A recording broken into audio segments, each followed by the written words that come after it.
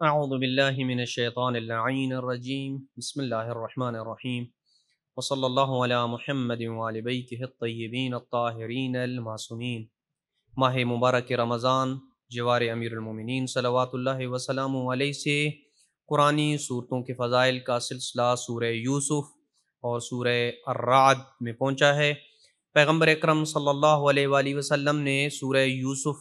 کی تلاوت کرنے کا جو اجر اور ثواب بیان کیا ہے وہ کچھ یوں ہے کہ پیغمبر فرماتے ہیں کہ من قرأ سورۃ یوسف فی کل یوم او فی کل لیلۃ، جو بندہ ہر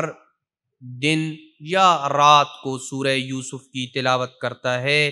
بعثہ اللہ یوم القیامۃ وجمالہ کجمال یوسف، اللہ سبحانہ وتعالی بروز قیامت جب اسے محشور کرے گا تو اس کا جمال ایسے ہوگا جیسے جناب یوسف کا جمال تھا۔ وَلَا يُصِيبُهُ فَزَعٌ يَوْمَ الْقِيَامَةِ، اور قیامت کے دن اسے کسی قسم کی ہولناکی اور خوف کا سامنا نہیں کرنا پڑے گا۔ وَكَانَ مِنْ خِيَارِ عِبَادِ اللَّهِ الصَّالِحِينَ، اور وہ اللہ سبحانہ وتعالیٰ کے نیک اور منتخب کردہ بندوں میں سے شمار ہوگا، کہ جو اللہ کے برگزیدہ بندے ہیں ان میں شمار ہوگا، جو سورہ یوسف کی ہر دن یا ہر رات کو تلاوت کرتا ہے۔ اسی طریقے سے سورہ الرعد کے فضائل میں امام زین العابدین صلوات اللہ وسلامہ علیہ ارشاد فرماتے ہیں، من اکثر قراءۃ الرعد،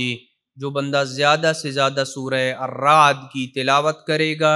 لم یصبہ اللہ بصاعقۃ ابدا، اللہ سبحانہ وتعالیٰ اسے ناگہانی مصیبتوں میں کبھی بھی مبتلا نہیں کرے گا۔ وَأَدْخَلَهُ اللَّهُ الْجَنَّةَ بِلَا حِسَابٍ، اور بغیر حساب و کتاب کے اللہ سبحانہ وتعالیٰ اسے جنت میں داخل کرے گا۔ وَشُفِّعَ فِي جَمِيعِ مَنْ يَعْرِفُ مِنْ أَهْلِ بَيْتِهِ وَإِخْوَانِهِ، اور اپنے دوستوں اور اپنے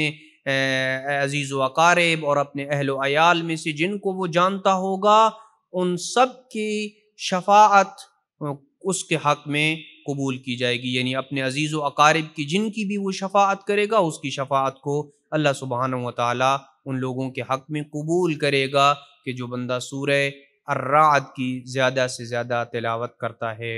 دعا ہے کہ اللہ سبحانہ وتعالی ہمیں سورہ یوسف اور سورہ رعد کی تلاوت اور کرنے کی توفیق نصیب فرمائے، اور ان کے مضامین کو سمجھنے کی توفیق نصیب فرمائے۔ وصلی اللہ علی محمد وعلی بیتہ الطیبین الطاہرین المعصومین۔